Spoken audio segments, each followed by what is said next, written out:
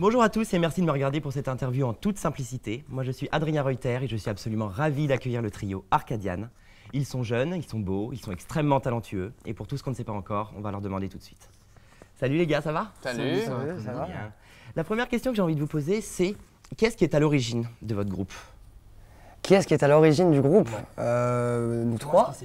Ouais, c'est ça. C'est nous Nous trois à Paris, dans une jam session, on s'est rencontrés, on est devenus potes et après ça s'est fait naturellement. Donc c'est pas vraiment une personne qui est à l'origine du groupe, c'est plus un lieu et je pense qu'on pourrait dire que c'est le Carré Saint-Michel dans le 5e arrondissement de Paris.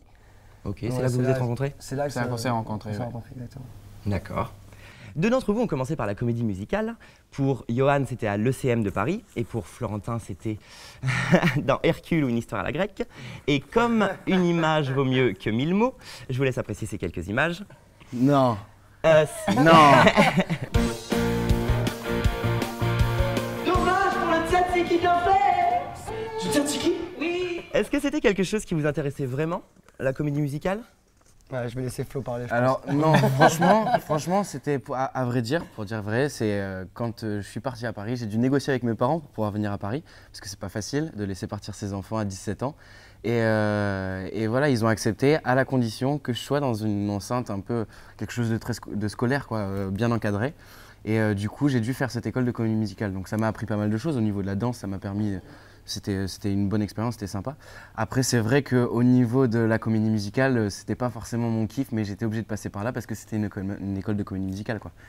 Donc du coup, j'ai fait ces erreurs un peu de parcours. C'est même pas vraiment en vrai, c'est même pas une erreur, mais voilà, j'étais jeune et il fallait passer par là. Et, voilà.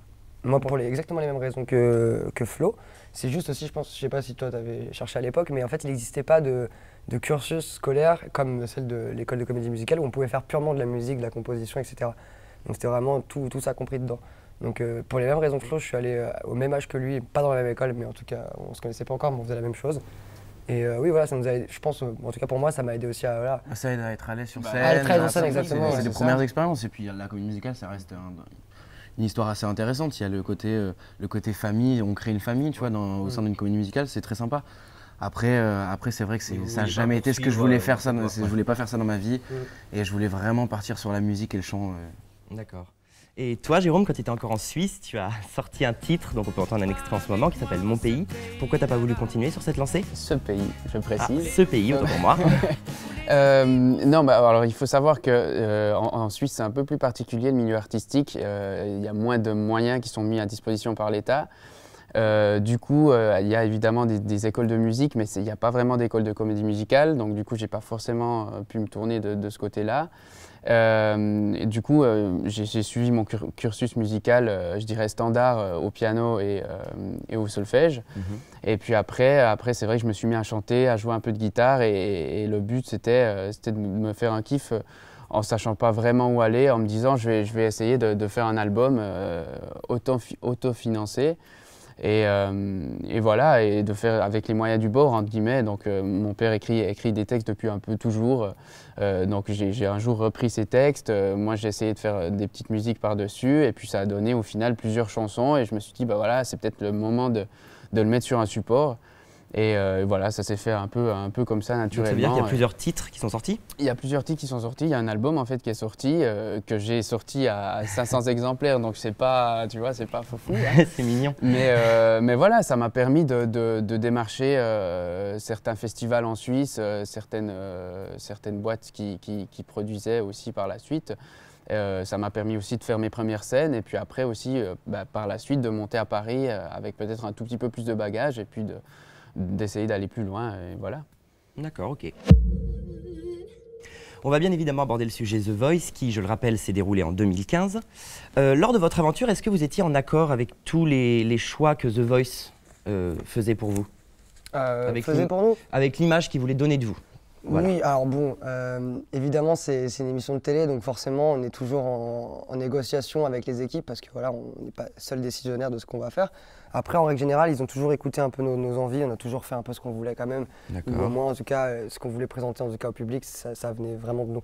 Puis on avait la force d'être à 3 aussi, ouais, donc c'est plus facile pour négocier. Voilà, on était soudés, on était à 3, on avait aussi la chance d'être déjà entouré par notre manager, Benoît. Donc du coup, au niveau des décisions, c'était un peu plus facile que je pense quelqu'un qui arrive tout seul dans l'émission. C'est ça. D'accord. Et est-ce qu'il vous est arrivé de proposer des choses qui ont été jugées trop audacieuses par la prod et du coup qui vous ont été refusées? Pas en termes de musique pure et dure, plus en termes de réalisation. Il y a eu des moments où, je pense notamment à la dernière presta qu'on a fait, c'était sur une chanson de Justin Bieber, Love Yourself, où nous, si on nous avait écouté, on voulait partir du parking de derrière, avoir un steadicammer qui nous suivait, qui nous ramenait jusque dans le plateau. Au final, les moyens techniques n'étaient pas assez... D'accord. Même musicalement, je pense que c'était ça aussi la plus grosse problématique sur l'émission, c'est aussi qu'on est nous-mêmes, on est instrumentistes et voilà, on est musiciens et on voulait un maximum pouvoir le faire nous-mêmes sur le plateau. Après, il y a aussi il y a des problèmes, il faut aussi que l'orchestre puisse jouer aussi derrière. Donc il fallait trouver un compromis entre nous commencer à jouer tout seul, puis après l'orchestre. Et ça, c'était vraiment un combat à chaque prime, à chaque fois, il fallait. Il faut aussi avouer que nous, on a eu le premier retour de Carmen où on avait fait avec notre version de Carmen, et quand on avait écouté la version à la télé, on trouvait que nos instruments ils sonnaient pas, enfin tu vois, ça faisait petit comparé quand tu vois les autres candidats qui défilaient avec l'orchestre, ça faisait vraiment ça envoyait du gros son. Nous c'était très petit, donc en fait on a eu ce dilemme pendant toute l'émission de se dire bon, on peut le faire avec nos instruments mais ça va continuer à rendre petit à côté des autres, ou on lâche les instruments et on prend le micro. Et donc à la fin, on a décidé de plus lâcher les instruments pour vraiment être à armes égales, on va dire, avec les autres talents. D'accord. On est sorti de The Voice, on a repris nos instruments, on a continué. Évidemment. Concrètement, est-ce que Mika, qui était votre coach pendant The Voice, vous a réellement apporté quelque chose dans votre construction artistique? Dans la construction, je ne sais pas, mais en tout cas dans la cohésion de groupe, entre guillemets, et le fait de proposer quelque chose au public qui est sur scène, ou enfin qui est dans le public du coup. Oui, non, je vais y arriver. Oui, je pense qu'il nous a apporté beaucoup de choses parce que c'est vrai qu'au début, en fait, avant The Voice, on se connaissait déjà, on travaillait déjà ensemble, mais on n'avait jamais fait de gros plateaux, de grosses scènes. Et il nous a évidemment appris à gérer le stress, à parler aussi un peu plus au public. Et puis à s'écouter sans forcément se regarder, des choses qu'on n'avait pas au début. C'est-à-dire qu'on était toujours en train de se regarder. Quand est-ce que Johan va faire son truc de guitare enfin, voilà, c'est des choses qui arrivent quand on travaille ensemble depuis un moment, mais qu'on n'a pas forcément assez de bagages, entre guillemets. Et lui, il nous a tout de suite dit, il vous faut apprendre en fait à écouter, à savoir exactement ce que l'autre va faire, mais pour autant rester quand même chaque personne en tant que personne au sein du groupe et proposer les choses. Donc il vous a vraiment donné des petites clés quand même. Et puis si je peux me permettre aussi, nous à l'époque où on arrivait à The Voice, et on avait une vie, qu'elle soit musicale ou notre primaire, on était vraiment diamétralement opposés à ce qu'on allait faire dans cette émission. Donc déjà on a aussi appris à avoir beaucoup plus de rigueur, on a travaillé vraiment de manière différente qu'avant, quoi. Enfin, c'était tellement nouveau pour nous, et puis voilà, il y avait toute la pression voilà, des 6 millions de téléspectateurs qui sont là tous les week-ends, plus l'enjeu. Voilà, l'enjeu aussi, on savait qu'on n'était pas dans n'importe quelle émission et que ça pouvait aussi grosse vitrine. Jouer notre avenir. Donc voilà, plus de D'accord. rigueur. On a pu apercevoir dans certaines vidéos votre manager, Benoît Constant. Est-ce qu'il était déjà présent à vos côtés avant cette aventure? Exactement, ouais, il était déjà là. Il a toujours été là, Benoît. Bien un an, même un an avant The Voice. Et comment il est arrivé dans vos vies? Comment il est arrivé dans nos vies, Benoît? On l'a rencontré grâce à sur une audition. Bon, c'est grâce à un label qui faisait une audition sur laquelle on l'a rencontré. Et il n'a jamais cessé de nous suivre, il n'a jamais cessé de nous donner des conseils. En fait, pour la petite histoire, Benoît avait un groupe à notre âge, un trio, qui s'appelait Blue Paranoia. Il faisait du rock un peu agressif et il s'est vite reconnu en nous, en fait, dans les galères qu'on a pu traverser dans la construction d'un projet, d'un groupe. Et voilà, donc lui, il avait envie d'apporter son expertise et aussi un peu pouvoir nous aider, nous dire voilà, à tel endroit, faites ci plutôt que ça. Et dans The Voice, notamment, il nous a vraiment énormément aidés. C'est ça qui est vraiment bien en fait chez Benoît, c'est qu'il a, il a travaillé en maison de disques, donc il a ce point de vue-là, mais il a aussi le point de vue artistique parce qu'il a justement été dans ce groupe-là et du coup, franchement, on lui doit... Il a d'ailleurs écrit une chanson dans notre album qui s'appelle La Fuite, et encore aujourd'hui, c'est quelqu'un qui écrit constamment et qui est tout le temps en train de créer, donc il a tellement de casquettes et au final, pour nous, c'est un point de repère parce qu'on est tous les trois déjà très différents déjà dans la manière de faire, dans la manière de penser aussi. Donc ça nous calme et ça nous permet aussi d'avoir le même chemin. Il arrive toujours à être assez objectif en fait voilà, sur il les prend jamais parti et tout. Vraiment, c'est le 4e membre du groupe en fait. Ouais. Clairement. Ok. On va parler de votre album à présent. La première question que je me pose déjà, c'est est-ce que vous composez tous les trois à part égale ou est-ce qu'il y en a un qui est plus doué pour les paroles, l'autre pour la musique, le troisième pour les armeaux? Alors, c'est exactement ça en fait. Voilà, on a chacun nos spécificités et ça se ressent même en répétition. C'est-à-dire que sur les textes, c'est vraiment Johan, il est vraiment c'est quelque chose qui lui plaît énormément et puis il est doué pour ça. Donc sur les textes, il s'y penche assez régulièrement. Après, pour tout ce qui est vocal, les harmonies, forcément, c'est Jérôme qui a une très très bonne oreille.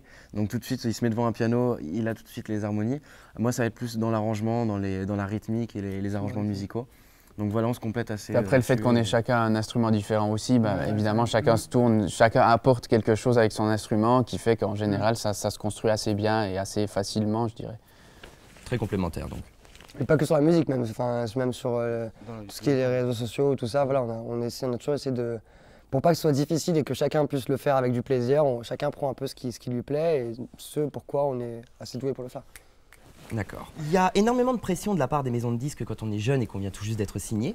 Et par conséquent, je voulais savoir, est-ce que chaque chanson de l'album vous correspond totalement? Est-ce que chaque chanson... Les 11 titres vous correspondent totalement ou est-ce que... Totalement. Totalement? Totalement, ouais. Ouais, totalement. Il faut savoir qu'il y a une partie de l'album, une bonne partie en fait, qui a été écrite avant. Avant The Voice. Avec plusieurs Avant The auteurs Voice. avec qui on avait déjà l'habitude de travailler avant et qui fait que en fait, ça nous correspondait déjà évidemment beaucoup. Donc, Et puis, donc voilà, oui, c'est... Surtout, on raconte des histoires, quoi. Donc surtout, dans les textes, on ne pouvait pas se permettre d'avoir une chanson qui ne nous parlait pas. Donc on a toujours été très pointilleux sur quel mot employer, quel discours avoir, de quoi on parle. Et après, seulement, une fois que tout ça est fait, on essaie de regarder derrière et de voir le global et de se dire, bon, voilà, c'est ça finalement. Après, Il dans y a la, pas façon, vraiment de... dans la façon de le chanter, je pense que chacun, par exemple, quand on va chanter, je cite par exemple Ton combat, on a dit Ton combat, je pense que tous les trois, on l'interprète d'une manière Ouais, c'est différente. ça. On a chacun nos souvenirs personnels et voilà, on se l'approprie à notre manière. C'est pas tous les trois, on a la même signification, la même façon de l'interpréter.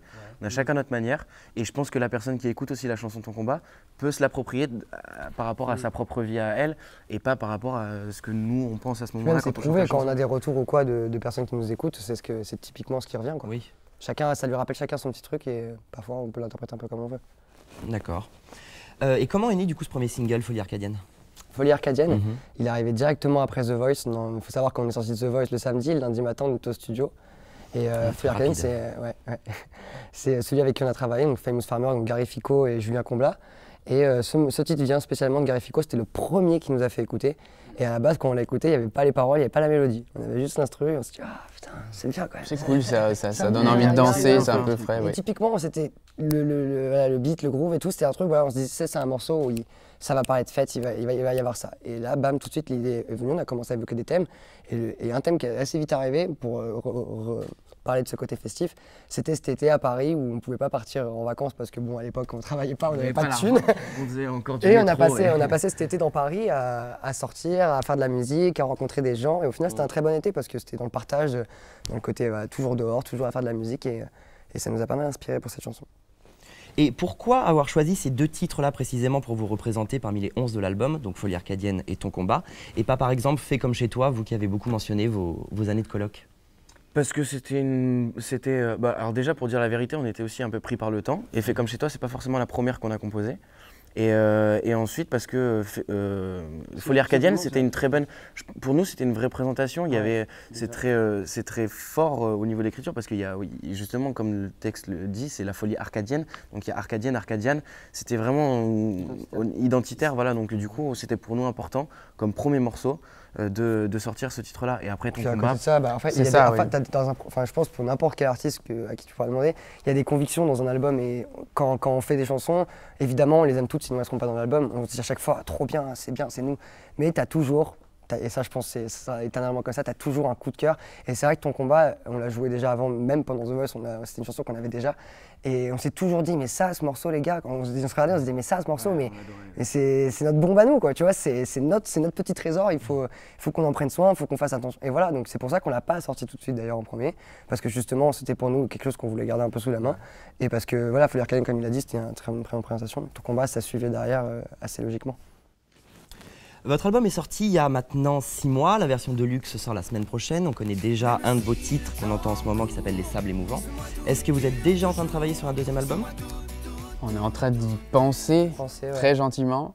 Très gentil. Évidemment, comme il y a aussi notre tournée qui a commencé là récemment, on est beaucoup plus sur les routes et on est assez focalisé là-dessus. Mais on ne s'arrête jamais vraiment d'y penser. Donc oui, évidemment, on commence gentiment à se dire que... Une esquisse de Oui, deuxième et puis album. Voilà, après, c'est on ça, est- il y a des esquisses, il y a des idées, et puis après voilà. On est tout le temps en création, Ouais, de toute c'est façon, ça. quoi qu'il arrive, on reste, voilà, je pense, des musiciens, on a besoin de créer, donc on est toujours un peu à réfléchir sur des nouvelles compositions, etc. Mais c'est vrai que la priorité aujourd'hui, comme dit Jérôme, c'est la tournée et l'édition, la réédition de l'album qui va sortir très bientôt. Et qui plus est, en ce moment, c'est surtout le clip. On est en train de penser Et au le clip, clip, c'est ça ouais. l'émouvant, donc voilà. Qui sortira, on a déjà une Bientôt, date. Très bientôt. On va le tourner Bientôt, très bientôt là. D'accord. On va quitter un petit peu le domaine de la musique pour parler un petit peu plus de vos vies personnelles, histoire d'en apprendre un peu plus sur vous. Super. que ça fait peur. On commence tout doucement. À quel moment dans vos vies vous vous êtes dit que votre carrière serait forcément dans la musique et rien d'autre?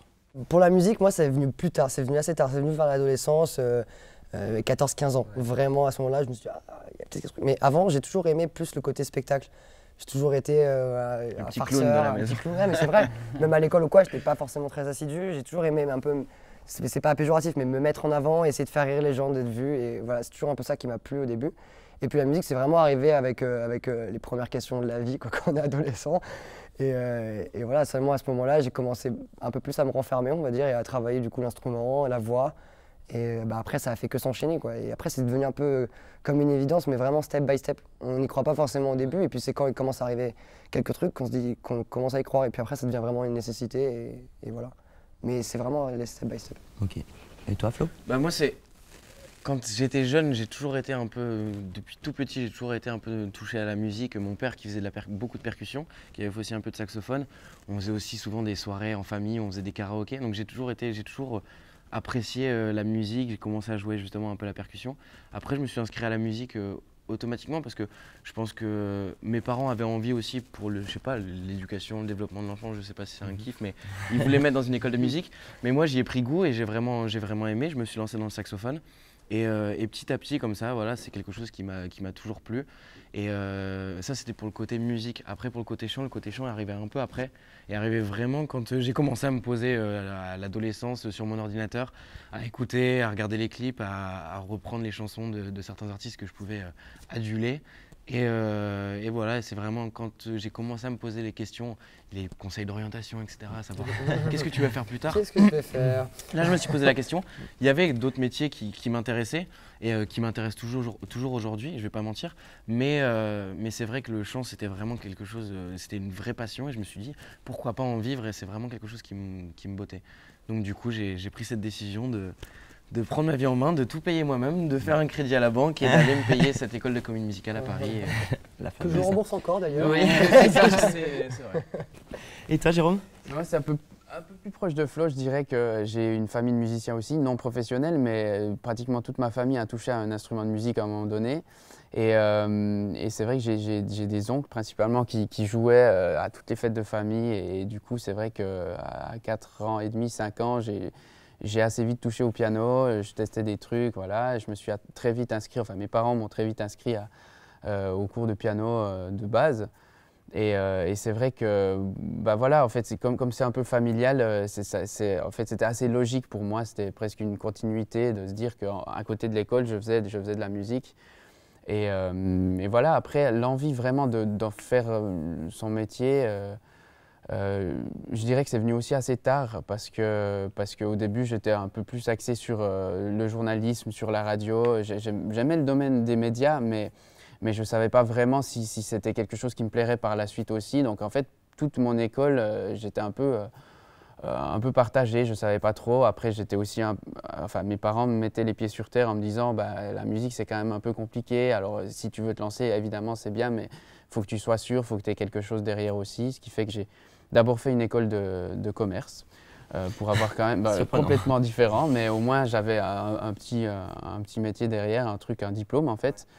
Et après seulement, je me suis permis d'essayer et de faire un peu du freestyle. Intéressant. Vous avez eu la chance de partager la scène et de même faire des premières parties de certains artistes comme M. Pokora ou Vianney ou Slimane. Avec quel artiste vous avez préféré collaborer? Ouf, ouais, c'est très dur parce qu'en fait, évidemment, chaque artiste a une personnalité différente. Ils sont tous, vraiment, ils sont tous adorables. Et On ça, connaît bien la on Suisse. s'en est rendu compte. Non, non, mais c'est vrai, franchement, on s'en est rendu compte très vite. On était un peu, principalement pour les premières parties de Matt Pokora et de Slimane, on était un peu tendus. C'était la première fois qu'on faisait ça, on avait un peu le trac et tout. Et les deux sont directement venus nous rassurer en disant ça va bien se passer les gars, voilà, c'est cool. Et donc les personnalités, évidemment, il n'y a rien à redire de chaque côté. Pour l'ambiance, c'est aussi complètement différent. Matt Pokora, c'était des zéniths, donc c'est des énormes salles. Donc il y a une ambiance géniale parce que c'est aussi la première fois qu'on faisait ça. Et voilà, ça c'est grandiose. Slimane, c'était une ambiance un peu plus familiale, un peu plus comme dans ce qu'on connaît maintenant en fait avec nos tournées à nous. Qui permet aussi un peu plus de proximité avec le public. Voilà, c'est des ambiances complètement différentes. Donc, qu'est-ce qu'on a préféré? Je ne sais pas. Je pense que c'était très important d'avoir un peu tout, en fait. Moi, je le dis, j'ai préféré Slimane. Okay. Après, si on voit les images ou quoi, il n'y a rien. Enfin, pour des raisons différentes, mais c'est vrai que moi, je suis plus côté justement famille. On était vraiment beaucoup plus intimistes.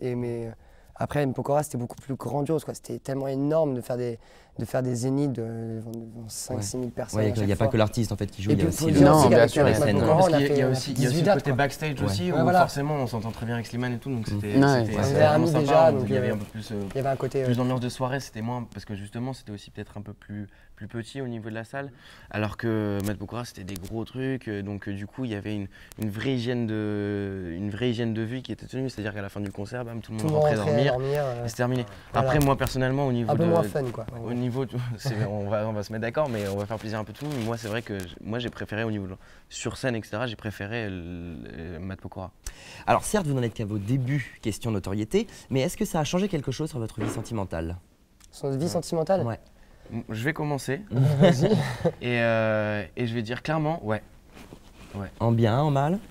Il y a du bon et du mauvais dans les deux, mais c'est-à-dire que c'est vraiment différent. Je parle personnellement encore parce qu'on le vit tous les trois de manière différente, mais c'est-à-dire que aujourd'hui, c'est principalement, c'est con, mais c'est principalement le planning qui fait qu'aujourd'hui, on est un peu partout et que construire une relation, contrairement à Jérôme, alors après je le laisse raconter tout, mais contrairement à Jérôme qui a pu construire quelque chose avant vraiment que ça démarre, et qui du coup maintenant aujourd'hui c'est plus facile. Nous, on n'a jamais, on était célibataires à ce moment-là et on l'est toujours. Non, mais c'est vrai, on l'est toujours du coup, mais du coup construire quelque chose aujourd'hui avec le planning qu'on a et la vie qu'on a, c'est vrai que c'est un peu plus compliqué. Et voilà, c'est pas faute d'avoir essayé, mais c'est un peu compliqué. Donc aujourd'hui, voilà, mon amour c'est la musique et je continue là-dedans. C'est mignon. On verra plus tard. Un peu de violon. T'aurais dû faire du violon. T'as vu? Non mais oui, voilà. D'accord. Et toi? Moi, je sais pas si j'ai quelque chose à répondre à cette question. Ok. Oui, non, très honnêtement, moi, c'est. Ça n'a peut-être rien changé pour toi. Non, mais en fait, c'est que oui, déjà de base, je suis pas très arrêté sur ça. Je suis pas dans le besoin d'être avec quelqu'un ou de vivre une histoire d'amour. Maintenant, je l'ai déjà vécu, c'est quelque chose d'énorme et voilà, j'attends la prochaine. Mais si elle n'arrive pas maintenant ou qu'elle arrive demain ou dans 10 ans, peu importe. Oui, voilà, Flo l'a déjà dit. Non, moi, c'est vrai que sentimentalement, je suis quelqu'un de très posé à la base, de toute façon. Donc voilà, et c'est vrai que j'ai eu la chance d'avoir une histoire qui a commencé avant le début de notoriété qu'on a. Ce qui fait que du coup, je vois certainement moins la différence que d'eux parce que l'histoire est déjà là et c'est déjà construit un peu. Donc voilà, évidemment, il y a le planning qui fait qu'on bouge beaucoup et tout ça, mais c'est pas, ça ne change pas complètement ce que j'ai vécu avant, en fait. Ok. Est-ce que vous commencez à vivre confortablement de votre musique? Tu parles de manière financière? Oui, on parle argent. C'est bien, il faut qu'on en parle. Pas du tout. C'est bien, faut qu'on éclaircisse les choses. Franchement, on peut pas dire par rapport à l'époque où on était justement colocataires et qu'on jouait dans le métro, etc. Vraiment. Mais si je peux me permettre, là je vais faire l'interview ouvert, mais est-ce que tu pensais avant que ça arrive on s'était tous fait une idée de tu réussis dans la musique, tu fais des clips, tu passes à la télé. Mais de base, on s'était pas dit genre ah ouais, on va devenir riche, etc. Non, mais non, et puis déjà c'est pas tous les gens qui sont à l'extérieur, ils voient un clip passer à la télé, ils disent ça y est, ils ont gagné moi, le je pense qu'il jackpot. faut quand même éclaircir la chose. C'est pas le cas d'aujourd'hui. Enfin, l'industrie du disque aujourd'hui, c'est plus ça. C'est plus tu voyages en jet jusqu'à Marseille quand tu as un concert à faire. C'est tu prends ton train en deuxième classe avec tout le monde et tu galères à mettre ta guitare. Et voilà, il faut poser les bases quand même. C'est la vérité. Et après, voilà, ça n'empêche, on va pas se mentir, on n'est pas sous-sol, mais on n'est pas non plus en train de s'enrichir, de pouvoir s'acheter. On imaginait peut-être un peu On imaginait peut-être un peu plus. voilà, Ouais. mais On est trois aussi. Oui, Mais c'est ça. c'est Est-ce que vrai c'est dû au que- fait que vous soyez un groupe? bah, Déjà, forcément, c'est pas pareil. forcément, C'est-à-dire ça que change, tout ouais. est divisé par 3, que tout, voilà, mais c'est la loi et c'est un choix Ouais. et c'est aussi un avantage le fait d'être à 3. Oui. Donc on assume Vous avez totalement. trouvé une autre compensation ailleurs. Mais c'est vrai qu'on voilà, On envisage vit. d'être solo. Bah justement, j'allais ça vous joue à la demander zaïne. si vous voyez toute votre vie dans ce groupe. Ah bah si on gagne toute notre. Ça y est, le mec. Non, mais non, déjà pour finir avec la question, oui, on imaginait plus, mais on en vit et on arrive à vivre normalement déjà avec. Normalement, ok. Pas de. Il n'y a pas de Confort, folie, il n'y a pas de. plus. Voilà. non. Ok.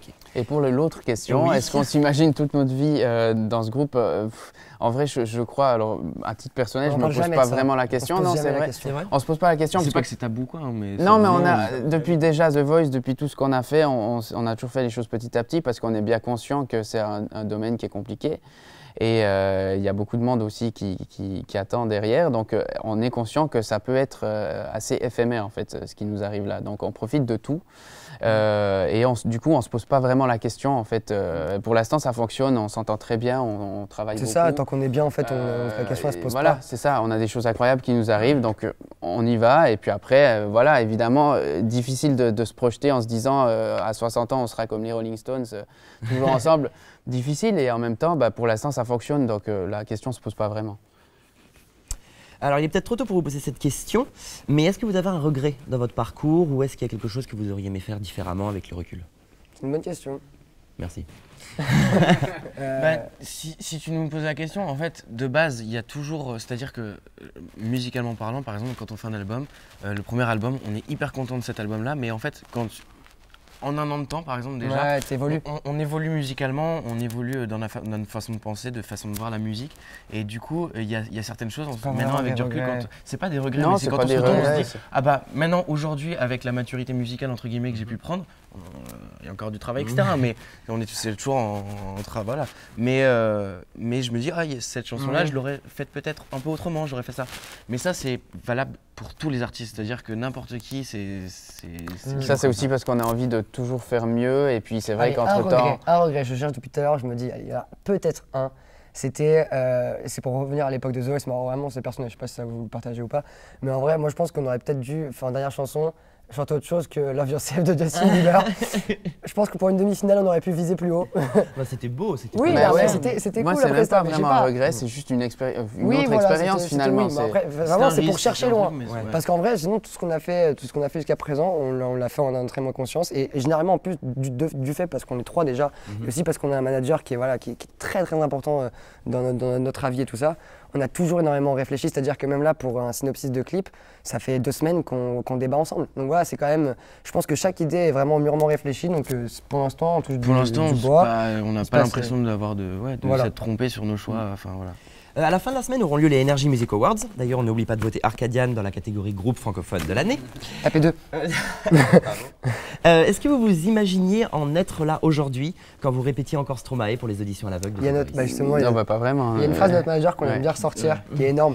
C'était au moment où on faisait l'album et on parlait Donc, il y de. a un an de là. Voilà. Bah, c'était au Faut moment savoir des- que ouais, nous, des en Energy plus, Music on est, Awards. surtout Flo et moi, on est toujours un peu à se dire ah t'imagines plus tard, on fera on se fait plein de rêves dans notre tête et tout. Et notre manager qui lui est très terre à terre nous avait dit une phrase qu'on a tous vraiment en tête et qu'on lui ressortira le jour des NMA si on gagne, on espère. Il nous avait dit vous savez les gars, dans un an, vous pouvez être sur votre canapé en train de regarder Plus belle la vie. Vous pouvez être au Energy Music Awards. Et il y a un an, il nous a dit ça, mais vraiment, vraiment. Et donc là, c'était marrant, Et on parce lui a qu'on ressorti, quand on du était coup. les mieux, on a dit Ouais, alors, on qu'est-ce que est- tu dis maintenant Content que ce soit pas plus belle la vie, hein. Voilà. Non, mais du coup, franchement. Et on a rien compris belle la vie. On est juste trop content. Enfin, gagnant ou pas gagnant, juste le fait d'être nommé déjà, c'est Ouais, c'est c'est vraiment cool. On est face à de très bons artistes et donc c'est un peu une fierté. On est content et puis c'est aussi on voit depuis qu'on est gamin, on voit Ouais. ça à la télé, l'Energy Music Award et puis qui ne rêverait pas monter les marches voilà de cet événement. Donc forcément on est content. Non, c'est ouf. C'est ouf, et puis ouais, c'est même pour nos proches, pour nos familles, c'est quelque chose de tellement fort pour eux. Enfin, Enfin, moi je pense à mes parents où je Ouais, sais que voilà, nos ouais, parents, bien sûr. aussi, hein, nos c'est- parents voilà, enfin, on a fait tellement de sacrifices ces dernières années pour tout ça que voilà, c'est un peu le moment où Parce que en parlant de ça, du coup, on les voit beaucoup Ouais. moins aussi. Enfin, Bah oui, ça va de pair. Bon bah c'est ainsi que cette interview touche à sa fin. Une dernière question pour terminer. Le prochain événement marquant vous concernant, qu'on doit absolument pas rater. alors sans parler d'Energy Music Awards, on va je dire pense le qu'on Bataclan. pourrait- on va ouais, dire c'est le ça. Bataclan, le 7 décembre. Et puis, comme tu l'as dit juste avant, bah, la réédition de l'album le Ouais. 3 novembre. Voilà. D'accord. Je vous remercie de m'avoir regardé pour cette interview de Arcadian. J'espère que vous avez appris plein de choses sur ce trio en pleine ascension. Moi j'ai passé un excellent moment, j'espère que vous aussi vous êtes Merci. bien amusés. Merci d'avoir pensé à nous. Mais il n'y a pas de super. quoi. Merci encore, à la prochaine. Et pour finir en beauté, je vous laisse sur un petit live a cappella de Arcadian. Ah d'accord. Ouais, c'est à vous maintenant. Ah, ok. Allez, faites votre taf. Allez. Donne la tonalité toi. Allez, Ok c'est bon. 3, 4. allez, je ne laisserai pas tes bras baisser plus longtemps. Allez, je ne lâcherai pas, tu m'entends. Ça prendra le temps que ça prendra. Et ton combat, tu m'entends. Rien. C'est mon combat. Et voilà. Merci les gars.